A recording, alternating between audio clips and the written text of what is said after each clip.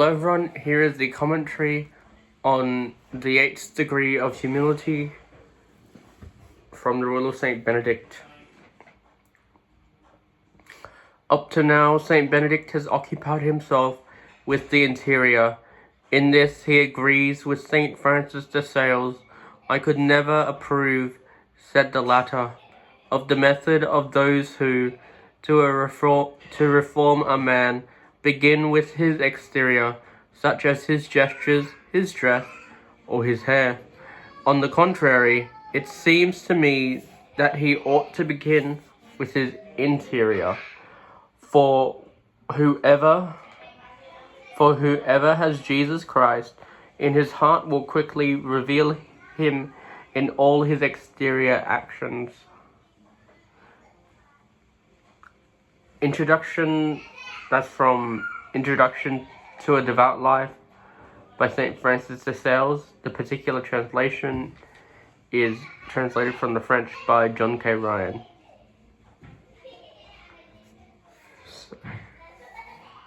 It is to be said that it is necessary to have climbed the 7th degree in order to pass. Is it to be said that it is necessary to have climbed the 7th degree in order to pass to the 8th? Not so. The steps of St. Benedict's ladder, as we have already observed, do not necessarily succeed one another in practice. St. Benedict wants to indicate to us only that our exterior attitude and our ways of acting are but the expression of our interior attitude and our ways of thinking. Let us guard against supposing, however, that the exterior has no influence on the interior. On the contrary, it has an influence, and a very real one, but one which will be truly effective only after the reformation of the interior has already been undertaken.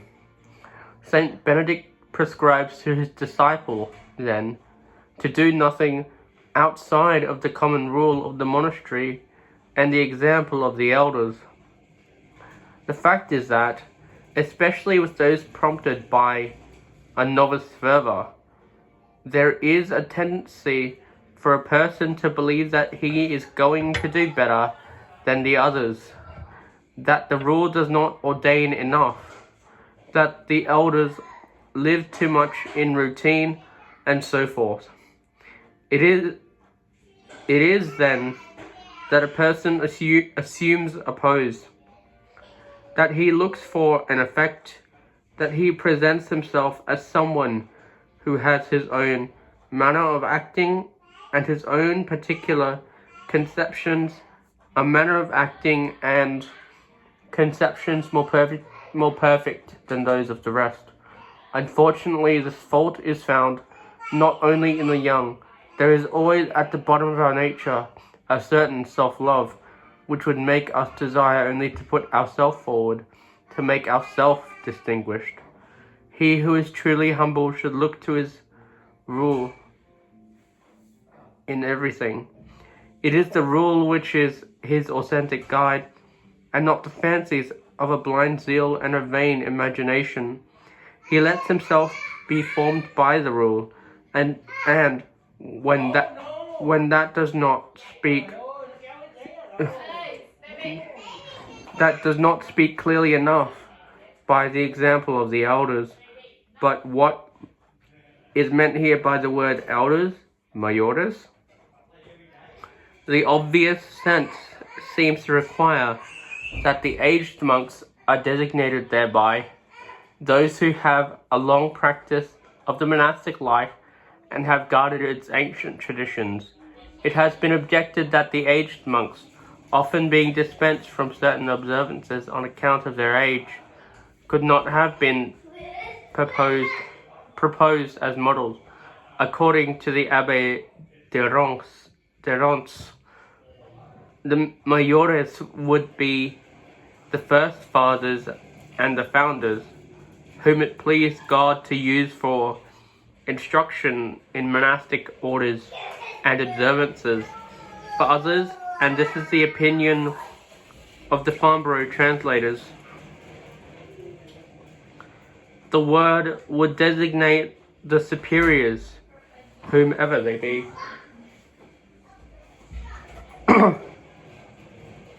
Excuse me. It seems to us rather, with Dom Chavon, that the true meaning is the one signified by the word itself. The elders are the old monks, those who have long practiced and have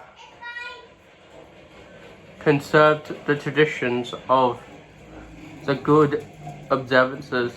What does it matter that they have certain dispensations because of their age? What must be considered is their teaching by example and teaching by word. These venerable monks who regret that they must have dispensations will never think of prescribing dispensations for the young. It is they to whom one must listen docilely.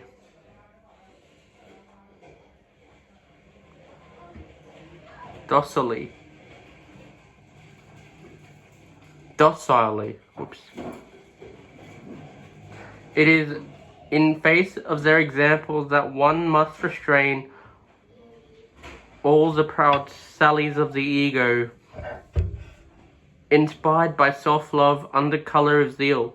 But the ego which cannot or dares not flaunt itself in too showy manifestations will perhaps have its turn in lesser things. These will be, says Dom Delat, a small point of pronunciation, a personal peculiarity in the common ceremonial, exceptions in the refectory, and this degenerates into a passion, whether open or concealed, and sometimes into revolt. How contrary is all that to the practice of the saints and their teachings, summed up by the author of the Imitation: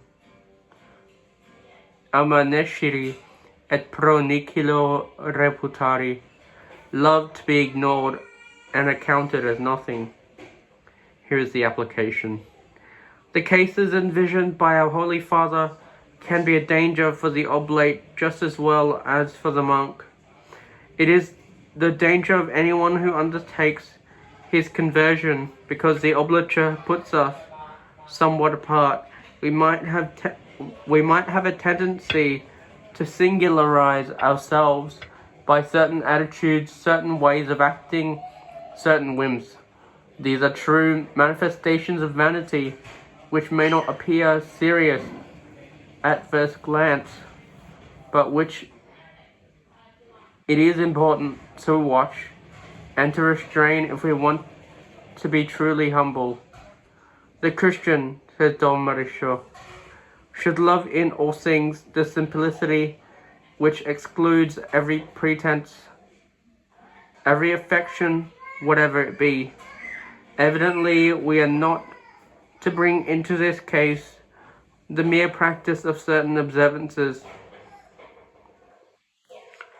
which are only the putting to work of our holy rule.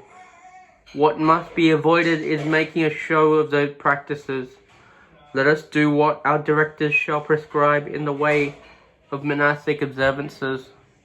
The only thing in which it is permitted us to distinguish ourselves is the effort towards perfection, but of that distinction we shall be almost unconscious if the effort is sincere.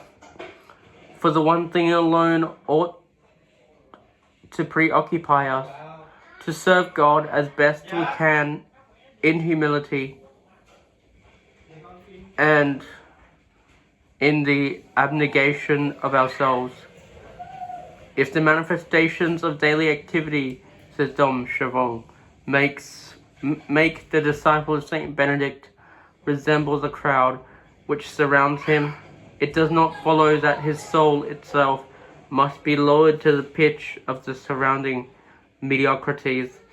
Nothing distinguishes him in men's eyes but the interior dispositions, the intentions, the supernatural tenor, the union with God, in a word, all that constitutes the true worth of acts for more perceiving eyes will be truly select and divine. Eternity will put its stamp on the truth. Thank you for listening. To support me further, please like, share, subscribe, comment, and God bless. Thank you.